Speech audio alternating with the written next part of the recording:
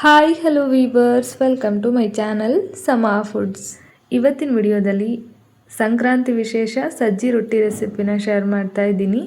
2 ಒಣಮೆಣ್ಸಿನ್ಕಾಯಿನ ಉಪಯೋಗಿಸಿ ನೋಡಿ ಸಜ್ಜಿ ರೊಟ್ಟಿ ಎಷ್ಟು ರುಚಿಯಾಗಿ ಬರುತ್ತೆ ಅಂತ. ಪರ್ಫೆಕ್ಟಾಗಿ ಲಟ್ಟಿಸಿ ಗರ್ಗರಿಯಾದಂಥ ಸಜ್ಜಿ ರೊಟ್ಟಿನ ಹೇಗೆ ಮಾಡೋದು ಅಂತ ನೋಡೋಣ. ಮೊದಲಿಗೆ ಹಿಟ್ಟನ್ನು ಕಲಸೋದಕ್ಕೆ ಒಂದು ಅಗಲವಾಗಿರೋ ಪಾತ್ರೆನ ತಗೊಂಡಿದ್ದೀನಿ. ಇದಕ್ಕೆ 1.5 ಕಪ್ ಆಗುವಷ್ಟು ಸಜ್ಜಿ ಹಿಟ್ಟನ್ನು ಸೇರಿಸ್ತಾ ಇದ್ದೀನಿ. ನಂತರ 2 ಪಿಂಚ್ ಆಗುವಷ್ಟು ಅರಿಶಿಣದ ಪುಡಿ, ರುಚಿಗೆ ತಕ್ಕಷ್ಟು ಉಪ್ಪನ್ನು ಸೇರಿಸಬೇಕು. ನಂತರ ಹಿಟ್ಟನ್ನು ಕಲಸೋದಕ್ಕೆ ಬಿಸಿ ನೀರೇ ಆಗಬೇಕು. ನಾವಿಲ್ಲಿ ಲಟ್ಟಿಸಿ ರೊಟ್ಟಿ ಮಾಡೋದ್ರಿಂದ ರೊಟ್ಟಿ ಸರಿಯಾಗಿ ಬರಬೇಕು ಅಂದರೆ ಬಿಸಿ ನೀರಲ್ಲೇ ಮಿಕ್ಸ್ ಮಾಡ್ಕೊಳ್ಬೇಕಾಗತ್ತೆ. ನಂತರ ಅರಿಶಿಣದ ಪುಡಿ ಉಪ್ಪನ್ನು ಹಾಕಿರೋದ್ರಿಂದ ಒಂದು ಸಲ ಚೆನ್ನಾಗಿ ಡ್ರೈ ಮಿಕ್ಸ್ ಮಾಡ್ಕೊಳ್ಳಿ. ನಂತರ ಸ್ವಲ್ಪ ನೀರು ಹಾಕ್ಕೊಂಡು ಹಿಟ್ಟನ್ನು ಕಲಿಸ್ಕೊಳ್ಬೇಕು. ಬೇಗ ಕಲಿಸ್ಕೊಳ್ಬೇಕು. ಬಿಸಿ ಇರುತ್ತೆ, ಬಿಸಿ ಆರಿದ ನಂತರ ಮಿಕ್ಸ್ ಮಾಡಿಕೊಂಡ್ರೆ ರೊಟ್ಟಿ ಚೆನ್ನಾಗಿ ಬರೋದಿಲ್ಲ. ಸ್ವಲ್ಪ ಹಾಕ್ಕೊಂಡು ಬಿಸಿ ಇರೋವಾಗಲೇ ಗಟ್ಟಿಯಾಗಿ ಕಲಿಸ್ಕೊಳ್ಬೇಕು. ಗಟ್ಟಿಯಾಗಿ ಕಲಿಸ್ಕೊಂಡಿಲ್ಲ ಅಂದರೆ ರೊಟ್ಟಿ ಗರ್ಗರಿಯಾಗಿ ಬರೋದಿಲ್ಲ ಮತ್ತು ಲಟ್ಟಣಿಗೆಗೆ ಅಂಟ್ಕೊಂಡ್ಬಿಡುತ್ತೆ. ಇವಾಗ ನೋಡಿ ಹಿಟ್ಟನ್ನು ಕಲಸಿದ್ದಾಯಿತು, ತುಂಬ ಗಟ್ಟಿಯಾಗಿದೆ. ಈ ಥರ ಗಟ್ಟಿಯಾಗಿದ್ದರೆ ರೊಟ್ಟಿ ಕಟಕ್ಕಾಗಿ ಬರುತ್ತೆ. ಈಗ ಸಣ್ಣ ಹುರುಳಿನ ಮಾಡ್ಕೊಳ್ತಾ ಇದ್ದೀನಿ. ತುಂಬ ದೊಡ್ಡದು ಮಾಡ್ಕೊಂಡ್ಬಿಟ್ರೆ ರೊಟ್ಟಿ ದಪ್ಪ ಆಗುತ್ತೆ. ಸಣ್ಣ ಹುರುಳಿನ ತಗೊಂಡು ತೆಳುವಾಗಿ ದೊಡ್ಡದಾಗಿ ಲಟ್ಟಿಸ್ಬೇಕು. ಲಟ್ಸೋದಕ್ಕೆ ನಾನಿಲ್ಲಿ ಈ ಥರ ಗೆರೆ ಇರುತ್ತಲ್ಲ, ಈ ಥರದ ಲಟ್ಟಣಿಗೆನ ಬಳಸ್ತಾ ಇದ್ದೀನಿ. ಇದು ನಮ್ಮ ಕಡೆಗೆ ಸಿಗುತ್ತೆ. ಇದಕ್ಕೆ ಪ್ಲಾಸ್ಟಿಕ್ ಕವರನ್ನು ಸುತ್ತಕೊಂಡು ರೊಟ್ಟಿನ ಲಟ್ಸಿದ್ರೆ ತುಂಬ ಈಸಿಯಾಗಿ ಬರುತ್ತೆ.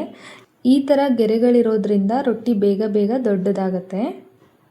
ಇವಾಗ ನೋಡಿ ಟೈಟಾಗಿ ಪ್ಲಾಸ್ಟಿಕ್ ಕವರ್ನ ಲಟ್ಟಣಿಗೆಗೆ ಸುತ್ತಕೊಳ್ತಾ ಇದ್ದೀನಿ. ಈ ಥರ ಲಟ್ಟಣಿಗೆ ಇಲ್ಲ ಅನ್ನೋದಾದರೆ ನಾರ್ಮಲ್ ಲಟ್ಟಣಿಗೆ ಬರುತ್ತಲ್ಲ, ಅದನ್ನು ಕೂಡ ಉಪಯೋಗಿಸ್ಕೊಂಡು ಇದೇ ಥರ ಮಾಡ್ಕೊಳ್ಬೋದು. ಒಟ್ಟಿನಲ್ಲಿ ಲಟ್ಟಣಿಗೆಗೆ ಪ್ಲಾಸ್ಟಿಕ್ ಕವರನ್ನು ಸುತ್ತಿದ್ರೆ ಅಂಟ್ಕೊಳ್ಳದೆ ಚೆನ್ನಾಗಿ ಬರುತ್ತೆ. ಈಗ ಆ ಕಡೆಗೆ ಈ ಕಡೆಗೆ ರಬ್ಬರ್ನ ಹಾಕಿ ಟೈಟಾಗಿ ಕವರ್ನ ಸುತ್ತಕೊಂಡಿದ್ದೀನಿ. ನಾನು ಆಗಲೇ ಹೇಳಿದ್ನಲ್ಲ, ಇದೇ ಥರ ನಾರ್ಮಲ್ ಲಟ್ಟಣಿಗೆಲೂ ಕೂಡ ಮಾಡ್ಕೊಳ್ಬೋದು. ಇದಾದ ನಂತರ 2-3 ಚಮಚ ಆಗುವಷ್ಟು ಕರಿ ಎಳ್ಳನ್ನು ತಗೊಂಡಿದ್ದೀನಿ. ನಂತರ 2 ಬ್ಯಾಡ್ಗೆ ಒಣಮೆಣ್ಸಿನ್ಕಾಯಿನ ತಗೊಂಡಿದ್ದೀನಿ. ಇದನ್ನು ಕಟ್ ಮಾಡಿ ಇದರೊಳಗಿರೋಂಥ ಬೀಜನ ಎಳ್ಳಿನ ಜೊತೆಗೆ ಮಿಕ್ಸ್ ಮಾಡ್ಕೊಳ್ತಾ ಇದ್ದೀನಿ. ಈ ಥರ ಮಾಡೋದ್ರಿಂದ ಸಜ್ಜಿ ರೊಟ್ಟಿ ಟೇಸ್ಟು ಸೂಪರಾಗಿ ಬರುತ್ತೆ. ನಂತರ 1/4 ಚಮಚ ಆಗುವಷ್ಟು ಅಜ್ವೈನ ಕೂಡ ಸೇರಿಸಿದ್ದೀನಿ. ಕೆಲವರು ಬರೀ ಎಳ್ಳನ್ನು ಹಚ್ಚಿ ಮಾಡ್ತಾರೆ, ಬಟ್ ನಮ್ಮ ಮನೇಲಿ ಈ ಥರ ಒಣಮೆಣ್ಸಿನ್ಕಾಯಿ ಬೀಜ, ಜೀರಿಗೆ, ಅಜ್ವೈನು ಇದೆಲ್ಲ ಮಿಕ್ಸ್ ಮಾಡ್ತಾರೆ. ಜೀರಿಗೆ ಹಾಕೋದಕ್ಕೆ ಮರ್ತೋದೆ, ಅದನ್ನು ಕೂಡ ಹಾಕ್ಕೊಳ್ಳಿ. ರೊಟ್ಟಿ ತುಂಬ ಟೇಸ್ಟಿಯಾಗಿ ಬರುತ್ತೆ. ನಂತರ ಹಚ್ಚಿ ಲಟ್ಸೋದಕ್ಕೆ ಒಣ ಹಿಟ್ಟನ್ನು ತಗೊಂಡಿದ್ದೀನಿ, ಸಜ್ಜಿ ಹಿಟ್ಟು. ನಂತರ ಸ್ವಲ್ಪ ನೀರು, ಒಂದು ಕಾಟನ್ ಬಟ್ಟೆನ ತಗೊಂಡಿದ್ದೀನಿ ರೊಟ್ಟಿಗೆ ಹಚ್ಚೋದಕ್ಕೆ. ಇದಾದ ನಂತರ ಒಂದು ರೊಟ್ಟಿ ಹಿಟ್ಟಿನ ಹುರುಳಿನ ತಗೊಂಡು ಕೈನ ಸ್ವಲ್ಪ ಹಸಿ ಮಾಡಿಕೊಂಡು ಚೆನ್ನಾಗಿ ಇದನ್ನು ನಾದ್ಕೊಳ್ಬೇಕು. ಮುಂಚೆ ನಾವು ಹಿಟ್ಟನ್ನು ಕಲಿಸ್ತೀವಲ್ಲ, ಆವಾಗ ಸುಮ್ಮನೆ ರಫ್ ಆಗಿ ಕಲಸಿ ಇಟ್ಕೊಂಡು ಬರಬೇಕು. ತುಂಬ ಕಲಸಿ ಇಟ್ಕೊಂಡ್ರೆ ಅದು ನೀರಾಗಿಬಿಡುತ್ತೆ. ಹಾಗಾಗಿ ನಿಧಾನಕ್ಕೆ ನಾರ್ಮಲಾಗಿ ಕಲಸಿ ಇಟ್ಕೊಂಬಿಡಿ. ನಂತರ ಈ ಥರ ರೊಟ್ಟಿ ಮಾಡೋವಾಗ ಚೆನ್ನಾಗಿ ಅದನ್ನು ನಾದ್ಕೊಂಡು ಈ ಥರ ಮಾಡಿಕೊಂಡು ಅದಕ್ಕೆ ಈಗ ನಾವು ಅಜ್ವೈನು, ಒಣಮೆಣ್ಸಿನ್ಕಾಯಿ ಬೀಜ, ಎಳ್ಳನ್ನು ಹಾಕಿಟ್ಕೊಂಡಿದ್ವಲ್ಲ ಅದನ್ನು ಅಂಟಿಸಿ ಈ ಥರ ನಿಧಾನಕ್ಕೆ ಮೊದಲಿಗೆ ಕೈಯಲ್ಲಿ ಸ್ವಲ್ಪ ನಿಮ್ಮ ಕೈಲಿ ಎಷ್ಟಾಗುತ್ತೋ ಅಷ್ಟು ತಟ್ಕೊಳ್ಳಿ.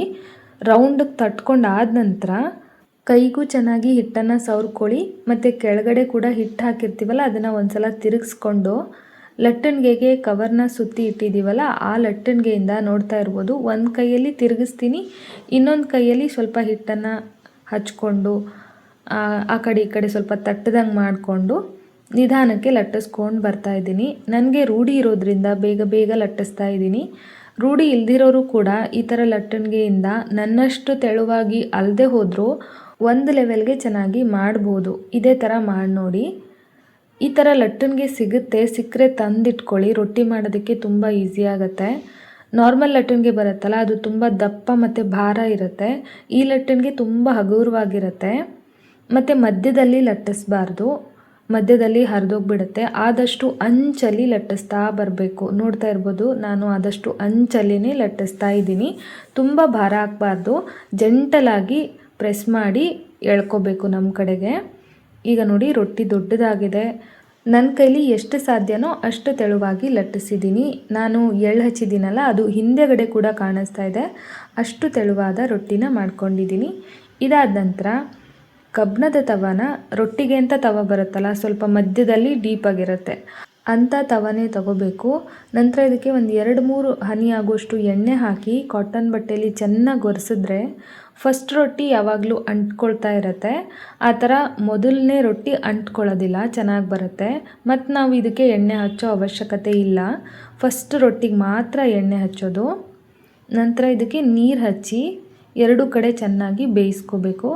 ಬೇಯಿಸ್ಕೊಂಡಿದ್ದು ಆದ ನಂತರ ಇಲ್ಲಿ ತೋರಿಸ್ತಾ ಇದ್ದೀನಿ ನೋಡಿ, ಸುತ್ತ ಅಂಚು ಮಾತ್ರ ಆ ತವಕ್ಕೆ ತಾಗಿದೆ, ಬಾಕಿ ರೊಟ್ಟಿ ತಾಗಿಲ್ಲ. ಆ ಥರ ಇಟ್ಕೊಂಡು ಒಂದು 30-40 ಸೆಕೆಂಡು ಕಮ್ಮಿ ಉರಿನಲ್ಲಿ ಗರಿ ಆಗೋವರೆಗೂ ಬೇಯಿಸ್ಕೋಬೇಕು. ಬೇಯಿಸ್ಕೊಂಡಿದ್ದಾದ ನಂತರ ಹಿಂದೆಗಡೆನೇ ಆ ತವದ ಹಿಂದೆಗಡೆ ಬಿಸಿ ತಾಗ್ತಾ ಇರುತ್ತಲ್ವ, ಅಲ್ಲೇ ಎಲ್ಲ ರೊಟ್ಟಿಗಳನ್ನು ಇಡ್ತಾ ಹೋಗಬೇಕು. ಈ ಥರ ಮಾಡೋದ್ರಿಂದ ಎಲ್ಲ ರೊಟ್ಟಿನೂ ಗರ್ಗರಿಯಾಗಿ ಕಟಕ್ಕಾಗಿ ಬರುತ್ತೆ. ಇದು ಸುಮಾರು 1 ತಿಂಗಳಿಟ್ಟರೂ ಕೂಡ ಹಾಳಾಗೋದಿಲ್ಲ, ಅದಕ್ಕಿಂತ ಜಾಸ್ತಿನೂ ಕೂಡ ಇಡ್ಬೋದು. ಇವಾಗ ನೋಡಿ ಎಲ್ಲ ರೊಟ್ಟಿನೂ ಮಾಡಿದ್ದೀನಿ. ಮಾಡಿದಾದ ನಂತರ ಆ ಬಿಸಿಗೆ ತವದ ಹಿಂದ್ಗಡೆನೇ ಇಟ್ಕೊಂಡಿದ್ದೆ. ತುಂಬ ಗರ್ಗರಿಯಾಗಿ ಕಟಕ್ಕಾಗಿ ಬಂದಿದೆ. ನೋಡ್ತಾ ಇದ್ರೇ ಗೊತ್ತಾಗುತ್ತೆ ರೊಟ್ಟಿ ಎಷ್ಟು ಪರ್ಫೆಕ್ಟಾಗಿ ಬಂದಿದೆ ಅಂತ.